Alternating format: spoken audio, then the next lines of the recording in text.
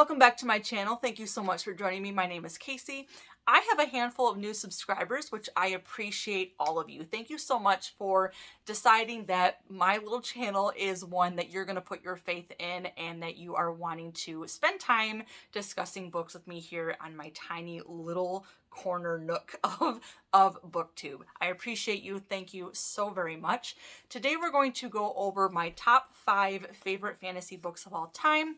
Now these are in no particular order. I just went off the top of my head with a top 5 or the first 5 that popped into my head. And we're going to just visit those really quick today. And we're going to start with Song of the Beast by Carol Berg. If you are a fan of Robin Hobb and the Realm of the Elderlings, if you are a fan of flowery but not overly purple prose, I think Carol Berg is going to be an author that you will enjoy, especially if you enjoy a really close character focus type story, one that has a lot of development in the characters that she has within her works, and characters that go through some pretty rough stuff throughout their journeys and their arcs. Carol Berg does not shy away from hurting her characters, both emotionally, physically, and mentally. She deals with a lot of issues like disabilities and kind of trying to find your place back in society. And that's what we see here in Song of the Beast. We do have dragons, though they don't make as great of an appearance as I think I probably would have liked. They do make an appearance at the end, and they are an important aspect to our main character's personality and the reasons behind why the things that happen to him happen or have happened. Aiden is our main character, and he is a singer. He sings to his god, his deity, and at some point in his life he is told that if he does not stop singing to his god, he will be imprisoned. He will be imprisoned, in which case he will be tortured until he stops, until he silences his voice. And he refuses to stop. And so they do follow through with their threats. They imprison him. They torture him. It gets to the point where they break the bones in his hands so often and so many times that he is disabled. He can no longer use his hands. And the powers that be that have done this to him, eventually, after a certain number of years, after he has stopped singing and has silenced his voice, they release him back into the world, and he has to figure out what to do now. How do you pick up life? How do you pick up where you left off, per se, 7 years, however long, 17, I forget exactly how long it is, after being imprisoned in complete darkness, complete solitude, and complete silence for so long? And what does that look like? And then there's the quest that he goes on in the middle of this as well. He finds his voice again, and then he meets someone, another character, a couple other characters who are just wonderful and rough around the edges, but still wonderful and good for him. And it's just a wonderful story, but it is brutal. It is hard sometimes because Carol Berg does not pull any punches, which is something that I absolutely love. I love the tension, that the realism behind characters suffering. And I know a lot of people don't like reading about characters suffering or characters who suffer, and that's valid.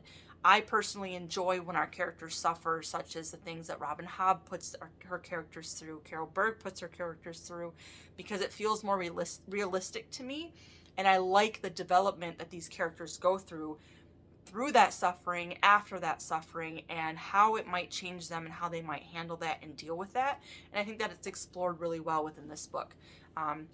So if Hobb is someone that you like to read, and for those specific reasons, I think you should consider Carol Berg. Names.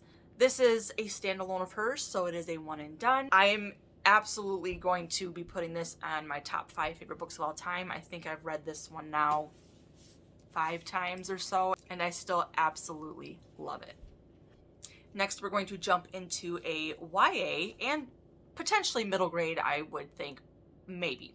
And that is going to be Hawk Song by Amelia Atwater Rhodes. This is a book that I found randomly when I was camping with my family years and years and years ago. I think I was 13 or so. It was on the bargain bin rack outside of the store, and I liked the cover, so I grabbed it. And this is a book that I have read at least once every single year since buying it. I adore this book and this story. It's a relatively short book. Like I said, it is YA, potentially middle grade.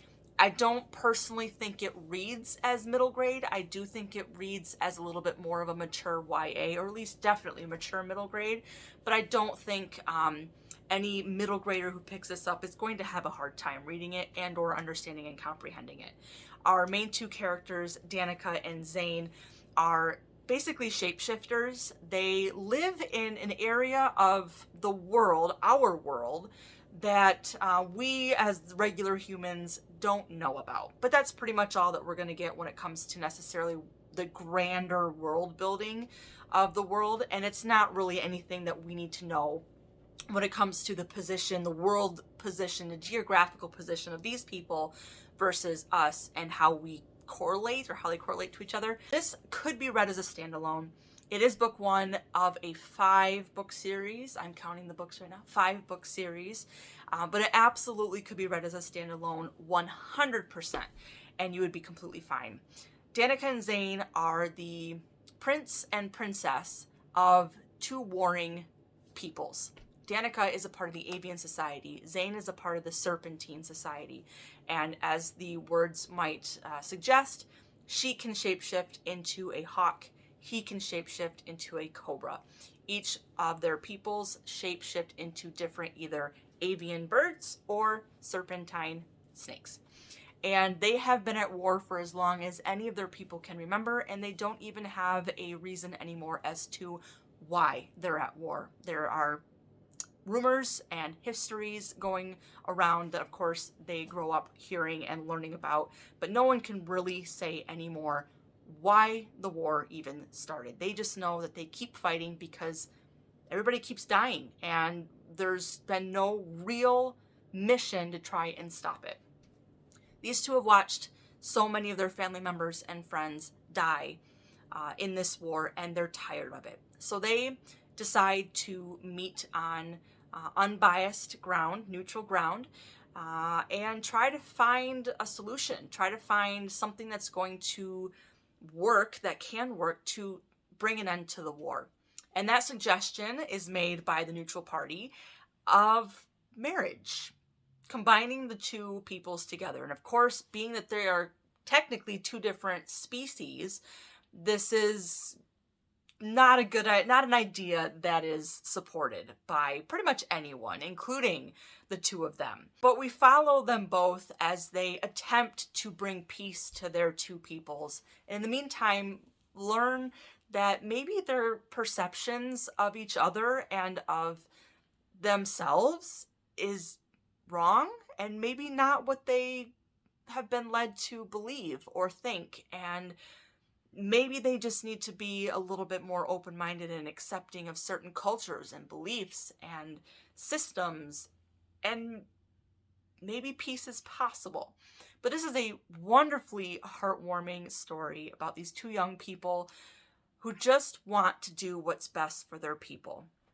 And like I said before, it's written more mature manner than you would see in a lot of YA. And yes, it is short, so there isn't a lot of filler words, filler scenes that we sometimes see a lot nowadays. It's one of those books that it speaks to my soul. One, because of nostalgia. Yes, absolutely. Nostalgia 100% plays a part in my love for this book. But it's a good story. It's a good book, and it's written well. And I just think that it's really way underhyped. I think more people should read this, whether you're a young adult or adult. And I absolutely love it. So this definitely is on my top 5 favorites of all time. And next is going to be a book that I'm sure everyone has heard about, so I'm not going to go into a synopsis about what this one might be about. And that is going to be Way of Kings by Brandon Sanderson. So I'm going to skip a synopsis about this. It is a part of the Cosmere, Brandon Sanderson's Cosmere. I do think that if you're used to reading a lot of high fantasy, you could potentially start here in your Cosmere Journey. Oh my goodness. Though I wouldn't recommend it. Clearly you can view my Cosmere reading order video and see which order I do recommend, but I would not recommend necessarily starting here if you're looking for a Cosmere experience. But if you're looking for a high fantasy experience with just a lot of characters, points of views, just really in-depth world building, then you could absolutely just start here and just get this story one and done and be good. But Brandon Sanderson is one of my favorite authors. I know a lot of people think he's overhyped, and they have every right to think that, and in some instances they're not wrong. But this book, man. My introduction to the Cosmere was Mistborn, like most people. After I read Mistborn, I jumped right into Way of Kings, and there are a couple scenes in this book that I can think of off the top of my head that I swear Brandon Sanderson just jumped into my brain and took notes on what I like to read. Characters, action, magic, and whatnot. Themes and tropes. And then wrote it. I don't know how else to say it. This book feels like it was written for me. And I absolutely love it for that. I know that a lot of people will say that his prose is this way and his characters are this way and world building this way. And again, they're not wrong. And everyone obviously has their own subjective opinion when it comes to the stories that they read and the authors that they read. But when it comes to just the things that my soul and my heart absolutely love to read, this book right here. So because of that, because it's just so me, 100% this is on top five favorites of all time. And I don't know that it will ever not be on the top 5 favorites for me. Way of Kings. Oh, it's a Casey book. It's a Casey book, and I love it. Next book we have is going to be a relatively older release by, I think, pretty decently popular fantasy authors, and that's going to be Spirit Fox by, and I have to look at the book, Mickey Zucker-Rickert and Jennifer Wingert.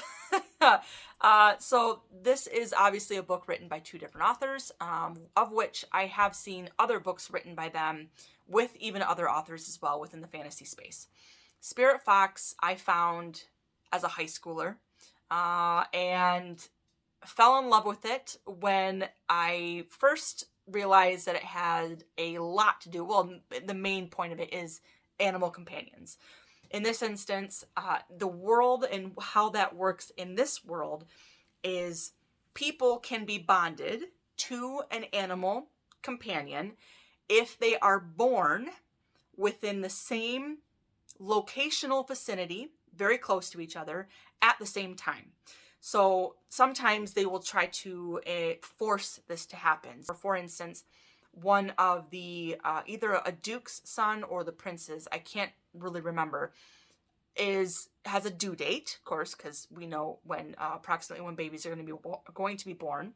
And they try to align that up with the birth of a prize-winning colt, a new baby horse. And so they try to line it up, and in order to sort of make these connections happen. Sometimes they do, sometimes they don't. Being in the same vicinity and being born at the same time does not guarantee that that bond is going to happen, but that is how that bond happens. I thought that was really interesting. I had not seen that anywhere, and I don't know that I've seen that anywhere else since reading this either. Kiarda is our main character. Our prologue starts with her mother and father on I believe a hunt.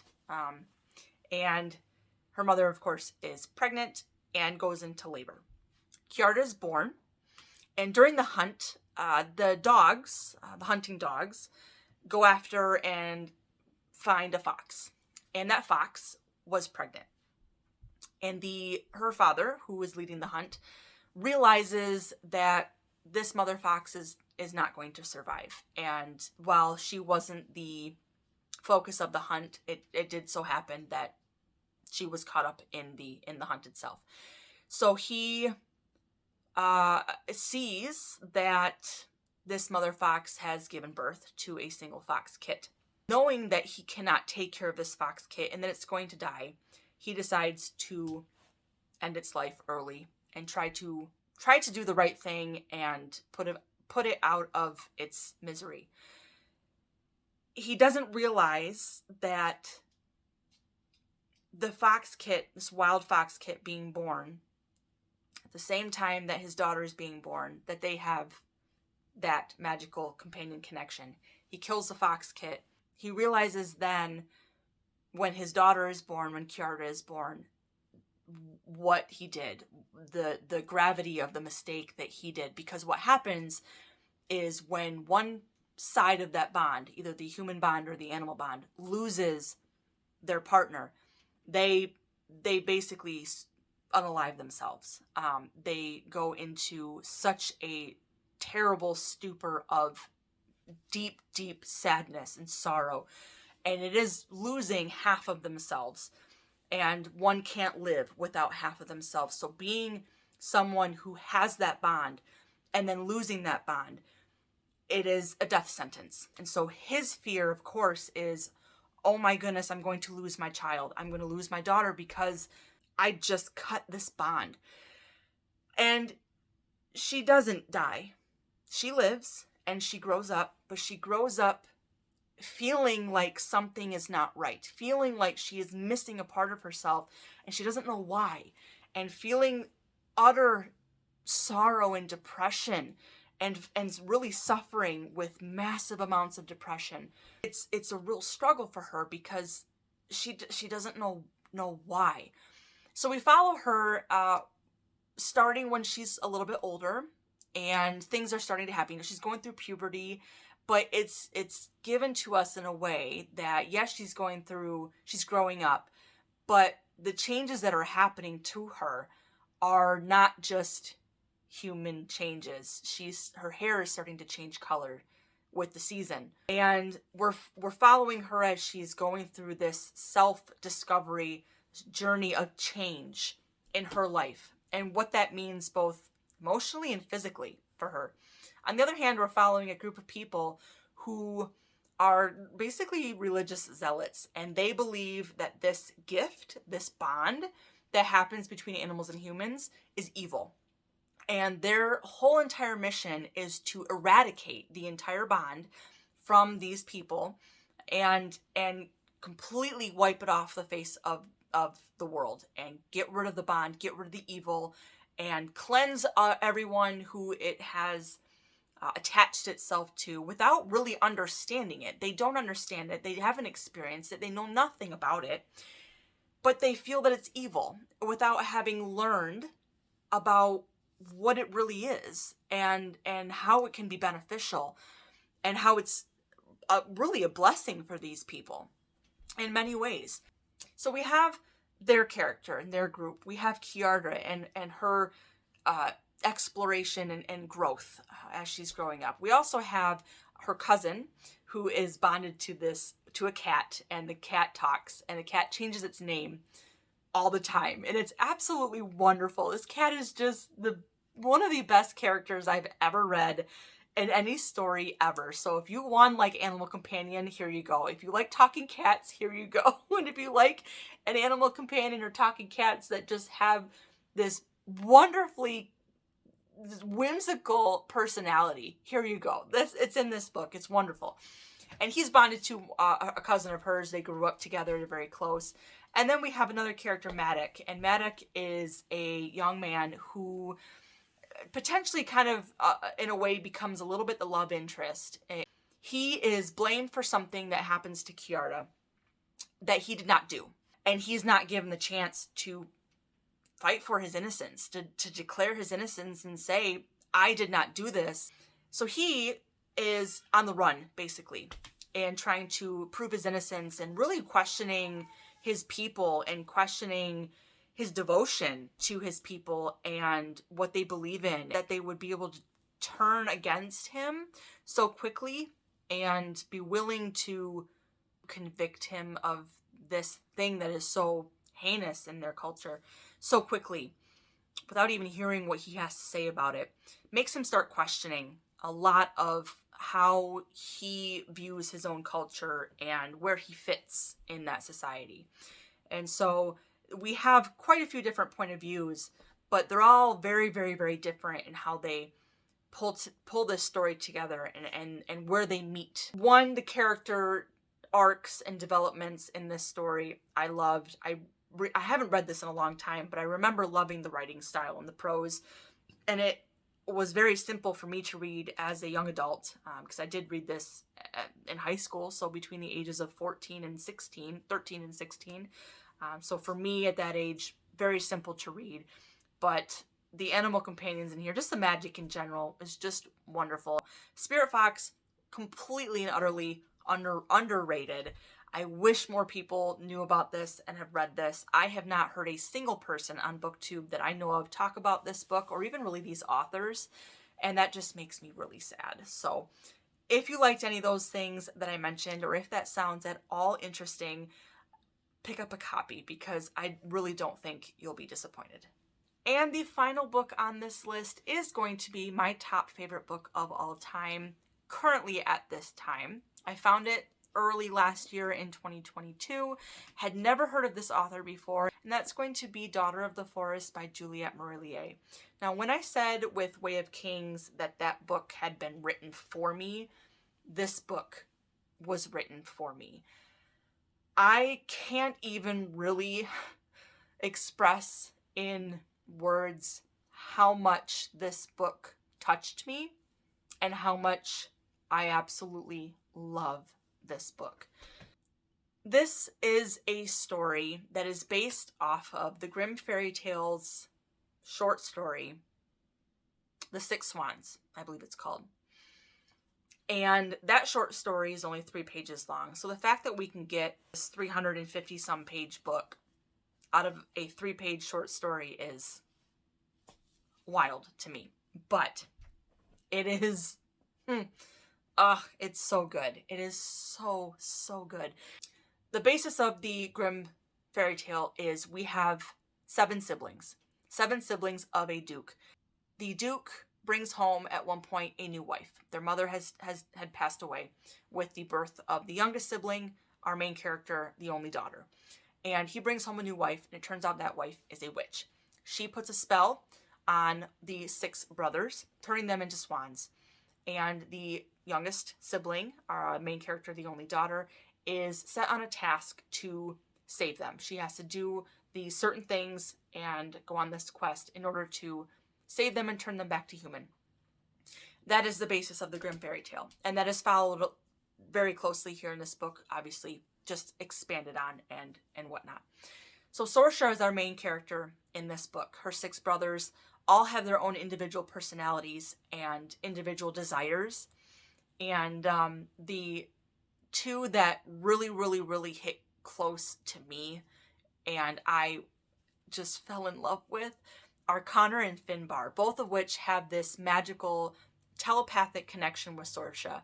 So right there we know that those 3 are really the closest of the siblings, and they're absolutely wonderful, and I love them so much. One of the reasons I love this book is because of the sibling relationships. That's one of my favorite tropes of all time, are close, loving, loyal sibling bonds and sibling relationships, and that's what we see here 100%.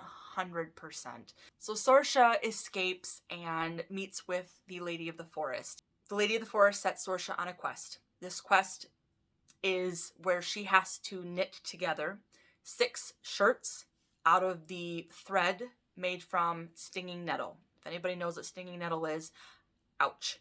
She has to make 6 shirts, 1 for each brother. When she's done making these 6 shirts, she has to cast them over her brothers in order to lift the curse. In the meantime, she is not able or allowed to speak a single word, utter a single sound, tell anyone in any format what has happened, anything about her curse, how to fix it, how to help her, nothing. She is completely on her own, and if she does speak a word or in any way, shape, or form communicate with anyone that this thing has happened to her and her brothers will remain swans forever.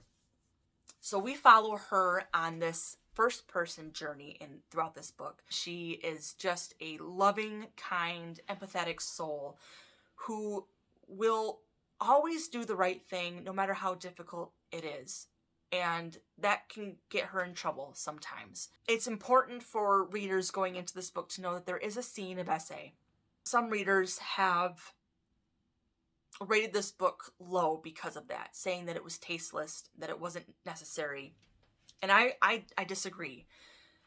Obviously, we see a lot of fantasy books with SA, especially against female characters. I do think that in the right way, when done the right way, it can be something that has meaning within the story and is not used just for shock value. And I don't believe that it was used for shock value here. So go into this knowing that that is a chapter in this book.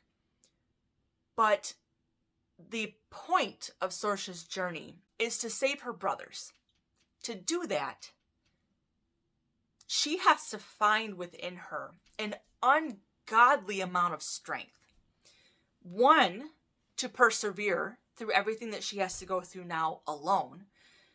Two, to follow to a T the rules set by this curse so that she is not the one responsible for bringing the complete and utter destruction to her brothers.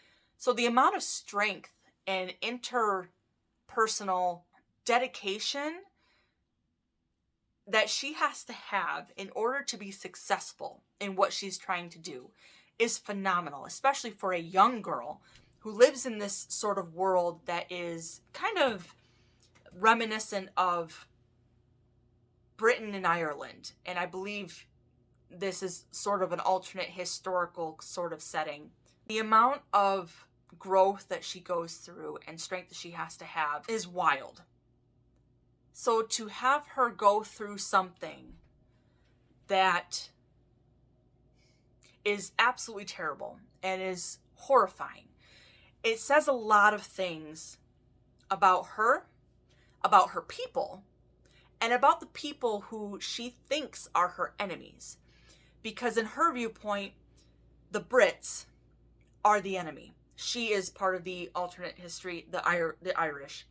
And her people are the good people because they're almost at war. The Brits are the bad people. They're the hooligans. They're the savages. And of course, they both think this about each other.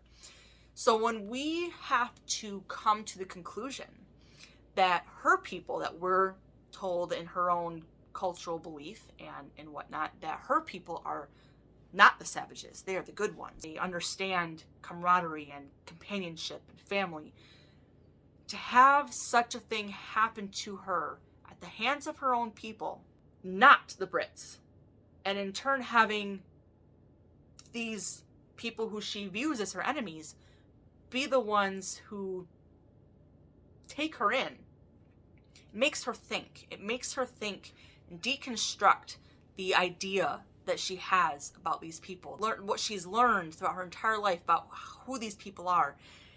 And then to have that deconstruction initiated by such a horrible act that is done upon her by her own people, whom she should be able to trust 100%. And then to have this journey that she goes on of healing, and not of acceptance, but of healing and trauma, because she is traumatized after this. And we see that. It is not something that she just gets over. It's not something that she goes to sleep one night and wakes up the next day and, okay, they're gone, it's fine. She's traumatized by this, and that trauma lasts through the entire book. And it affects relationships, it affects friendships, it affects how she handles herself, how she goes about the rest of her time, her life as she's growing up through this story. So for people who are saying that they think it's just there for shock value, I highly and severely disagree, and I think the point is missed. The nuances are missed when you think it's just done for shock value. And obviously everyone has their own opinion, but I don't agree with that. So go into this if you're going to read it knowing that that does exist, but I think it's done well. I don't think it's overly gratuitous, and I think it has a purpose. So that aside, everything else in this book is just wonderful.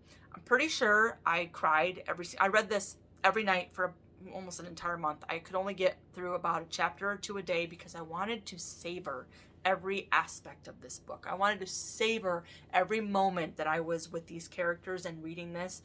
And even reading just 1 or 2 chapters a night, I'm pretty sure that I cried every single night reading this, just for something. Even if it was just a single tear, I'm pretty sure I cried at one point every night I read this, because I don't know, there was something about it that just spoke to the deepest part of my soul.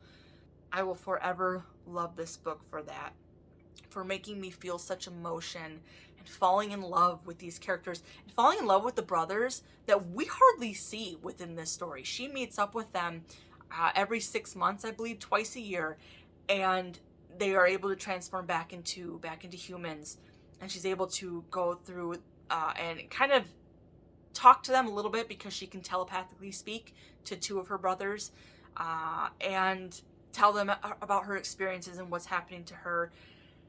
And my goodness, just the relationships and the sibling bonds is just wonderful. And I adore this book. I adore everything about this book.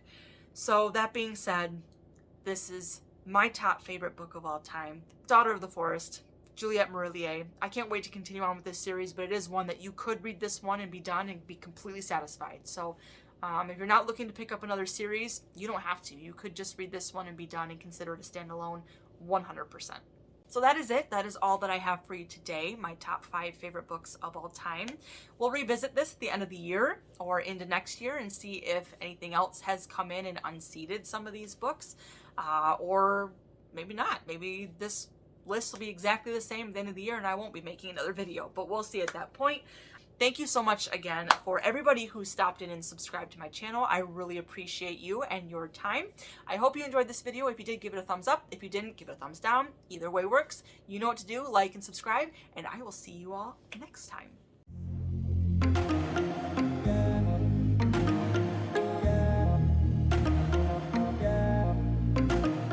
Top 5. Mom and her mother and dad and father. Mom and father, mother and dad. Good Lord.